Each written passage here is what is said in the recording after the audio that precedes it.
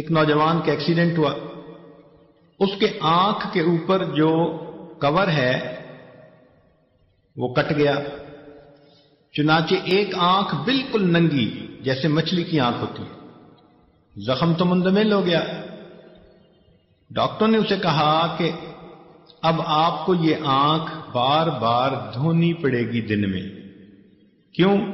کہ ہوا کے اندر جو پولیوشن ہوتی ہے اس کی وجہ سے ڈسٹ کی ایک لیئر اس کے اوپر تھوڑی تھوڑی دیر بعد جمے گی، تو آپ کو اسے دھونا پڑے گا۔ چنانچہ اس نے دھونا شروع کر دیا، ہر گھنٹے 2 گھنٹے کے بعد آنکھ میں پانی ڈالے۔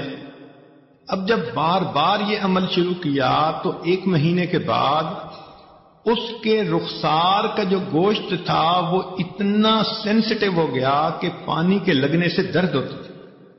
اس نے ڈاکٹروں کو کہا کہ اس مصیبت سے کیسے میری جان چھوٹ سکتی ہے؟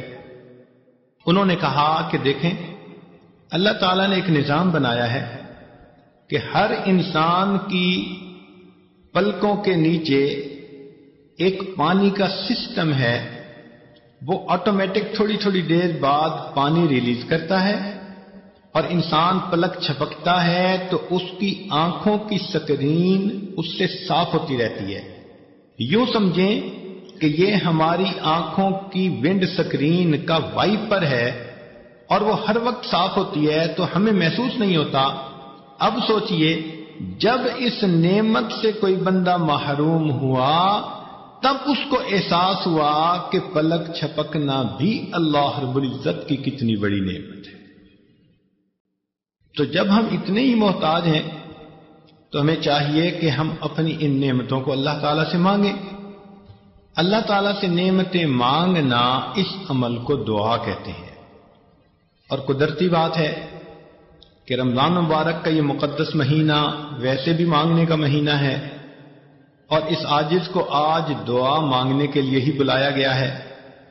تو دل میں خیال آیا کہ دعا سے متعلق ہی کیوں نہ چند باتیں کہہ دی جائیں۔ ممکن ہے کہ اگر یہ بات سامعین کے سمجھ میں آ گئی اور انہوں نے رمضان مبارک میں اللہ تعالیٰ سے صحیح انداز سے دعائیں مانگی تو یقیناً ان کا فائدہ ہو جائے گا۔ نبی علیہ السلام نے فرمایا، الدعاء مخ العبادہ، دعا عبادت کا نچوڑ ہے۔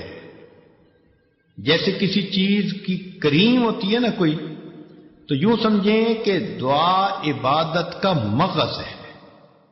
اور دوسری حدیث پاک میں فرمایا، الدعاء هو العبادہ، کہ دعا ہی عبادت ہے۔ اللہ تعالیٰ خوش ہوتے ہیں جب کوئی بندہ دعا مانگتا ہے، اور جو نہیں مانگتا اللہ تعالیٰ اس سے ناراض ہوتے ہیں۔ چنانچہ ارشاد فرماتے ہیں، من لم یسأل اللہ یغضب علیہ، جو بندہ دعا نہیں مانگتا اللہ تعالیٰ اس بندے سے ناراض ہوتے ہیں۔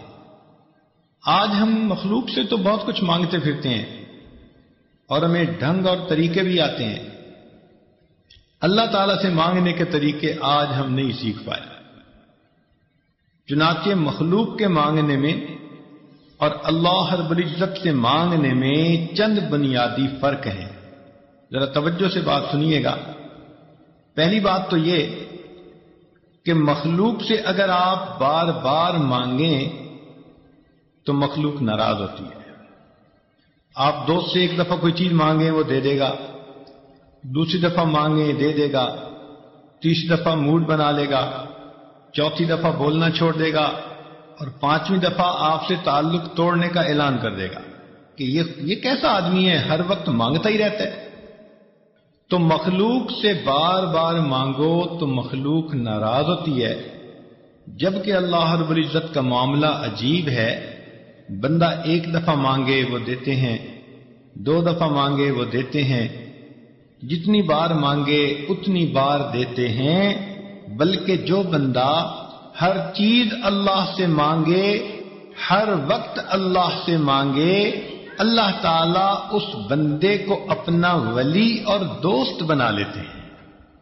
وہ فرماتے ہیں کہ یہ ہمارا ایسا بندہ ہے کہ ہمارے سوا کسی اور سے یہ مانگتا ہی نہیں۔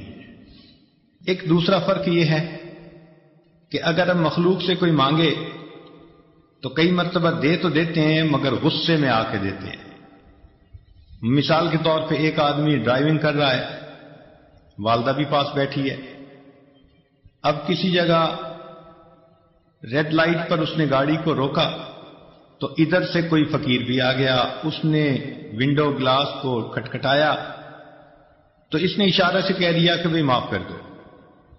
مگر مانگنے والے بھی بڑے مستقل مزاج ہوتے ہیں، وہ پھر مانگتا ہے، وہ پھر مانگتا ہے، حتیٰ کہ آپ کو غصہ آتا ہے کہ یہ جاتا کیوں نہیں. اتنے میں آپ کی والدہ کہہ دیتی ہے کہ بیٹا اسے کچھ دے دو. اب ماں کے کہنے کی بنا پر آپ اپنی جیب سے 2 روپے نکال کر دیتے تو ہیں، مگر کتنی غصے والی نظروں سے اس فقیر کو دیکھتے ہیں، اور دیتے ہوئے یوں کہہ رہے ہوتے ہیں کہ جیسے بھائی لو اور دفع ہو جاؤ. تو دیا بھی مگر غصے سے دیا، بوجھ سمجھ کے دیا. مگر اللہ تعالیٰ کا معاملہ اور ہے، بندہ اس سے جتنا بھی مانگے، جب بھی مانگے، اللہ تعالیٰ کبھی بھی ناراض ہو کر نہیں دیتے، بلکہ ہمیشہ بندے کو پیار سے دیا کرتے ہیں.